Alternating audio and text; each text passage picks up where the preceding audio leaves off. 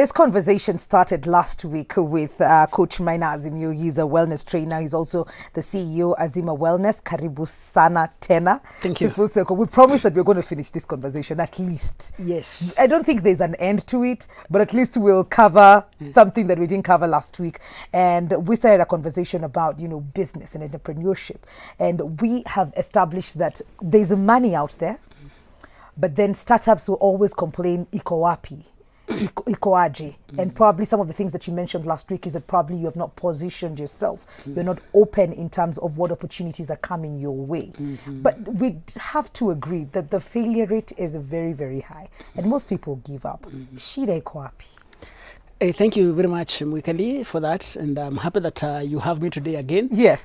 This conversation is a conversation we need to have. That's true. At the national level. Yeah. Because you see what COVID has done. It has disrupted how we've been doing life. And people have realized, I have been talking for many years, telling people don't depend on one stream of income. That's true. Salary and business, if it's one, is the same. Because you earn what pays your recurrent expenses from what you are doing.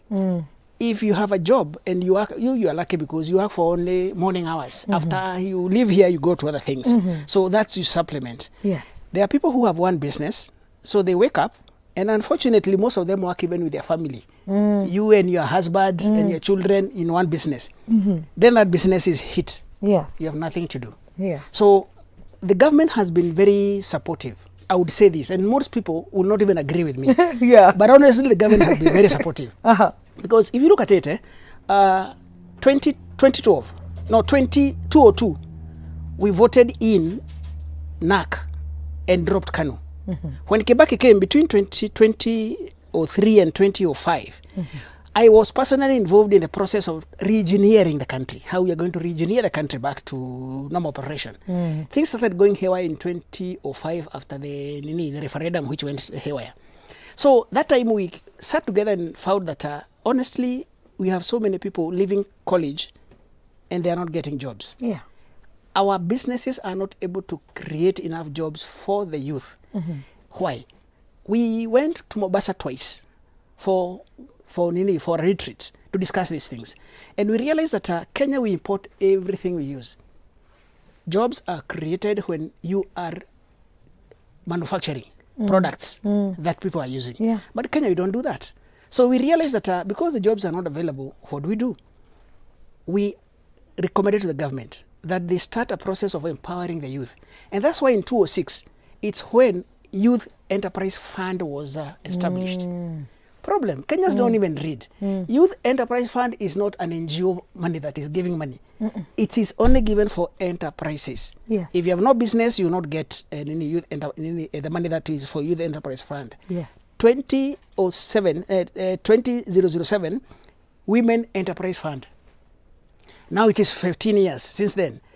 If you look at it, nothing much has happened. And I have been telling people in government, I have been knocking doors actually and asking them, we established this to help youth to get into business so that there is no pressure of unemployment because it's rising. Yes. And nobody is safe when you have got so many people who are not earning a living. That's true. We want to get people to be comfortable so that any deviant who is doing wrong because he does not want to do what is right, he can be taken to prison. But how do you take a hungry person to prison and it's not his mistake? In fact, there are a number of Kenyans who are getting into criminality out of desperation. Yeah. That is a failure of the system, failure of parenting, failure of the church, and failure of everyone else, because we should be involved in creating opportunities for them. Yes. Now, what you've done, we now jump into it. We have Kenyans who are out there on one side. They are always saying that there is no jobs and there is no money for business. Yeah. And then there's a lot of money provided on this other side. Problem is that when they come to ask for the money, they don't know how to put a business proposal. Okay. Even the business idea, by the way. Let me say this, Mwikali, to help everybody who is listening to us today. Help us. Let me help you. Yes. I want to break it down to zero. Okay. Don't go to business to make money. And I mentioned that last week. Yes, you did.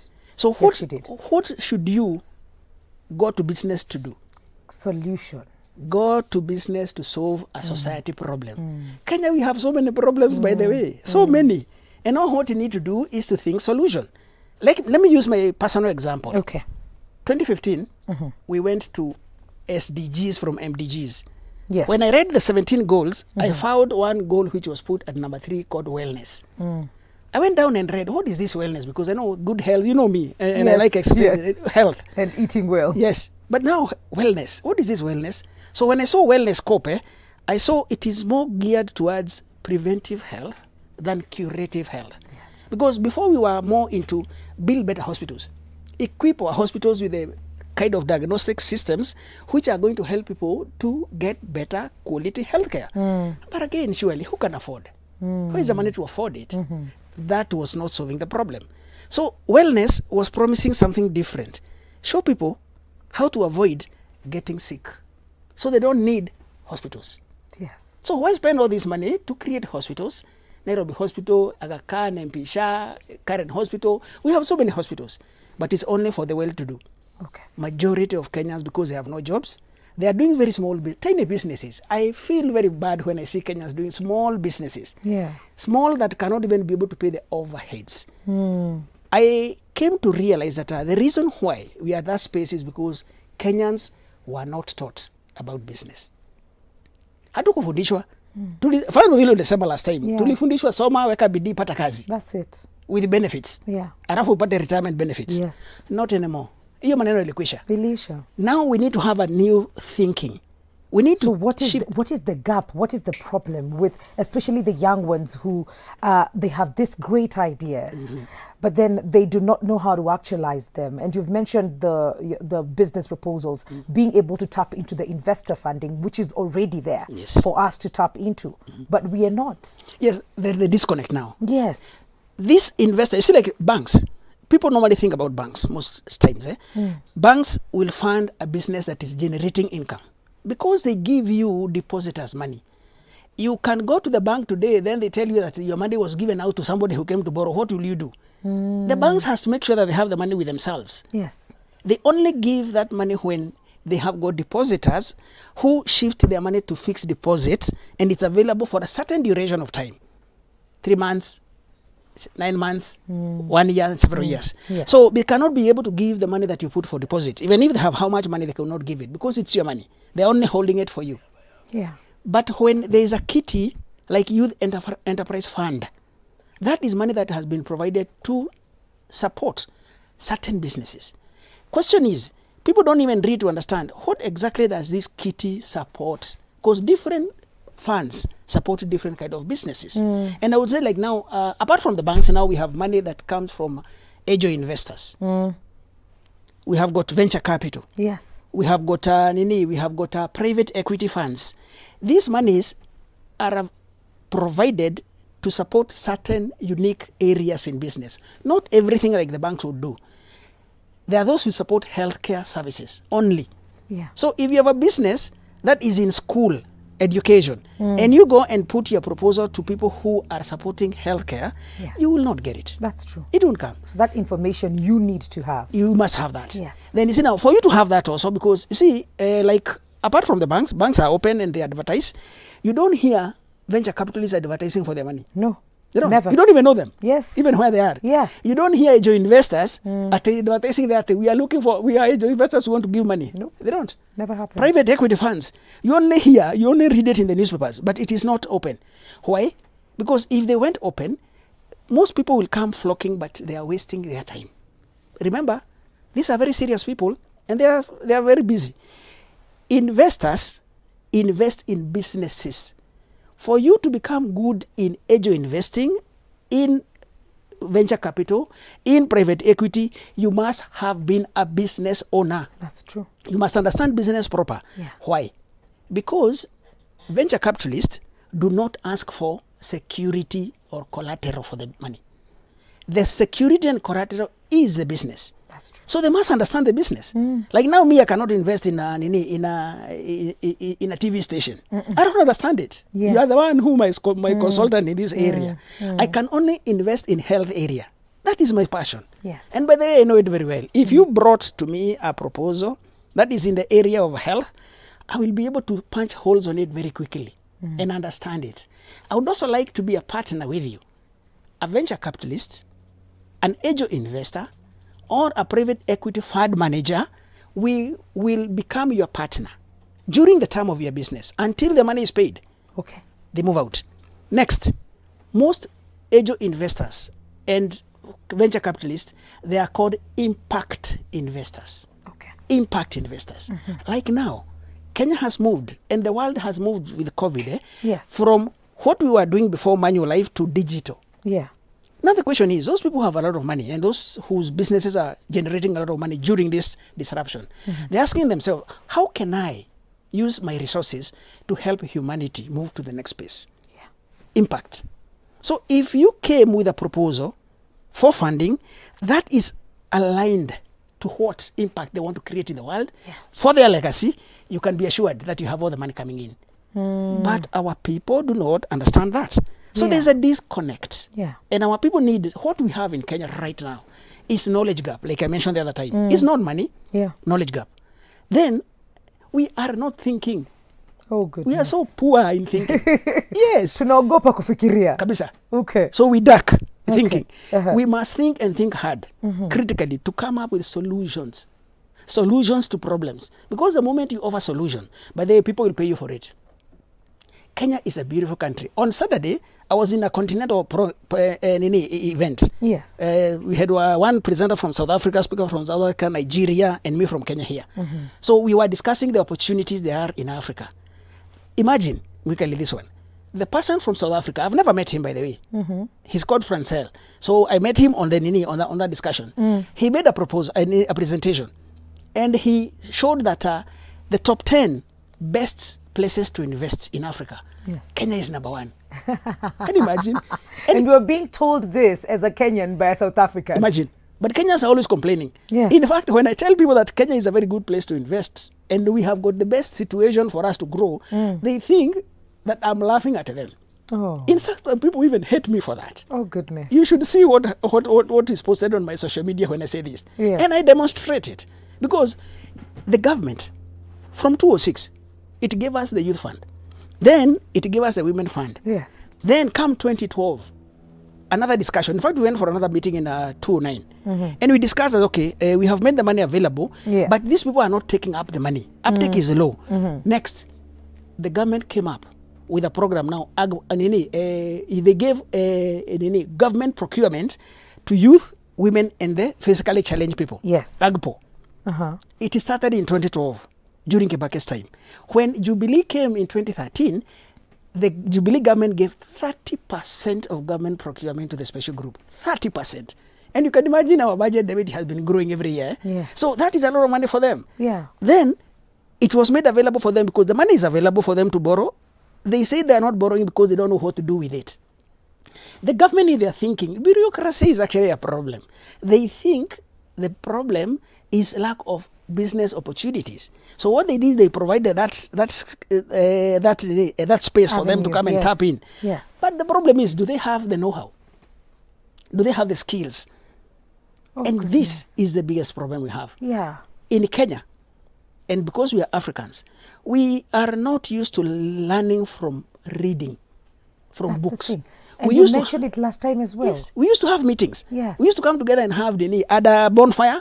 We was passing knowledge through stories.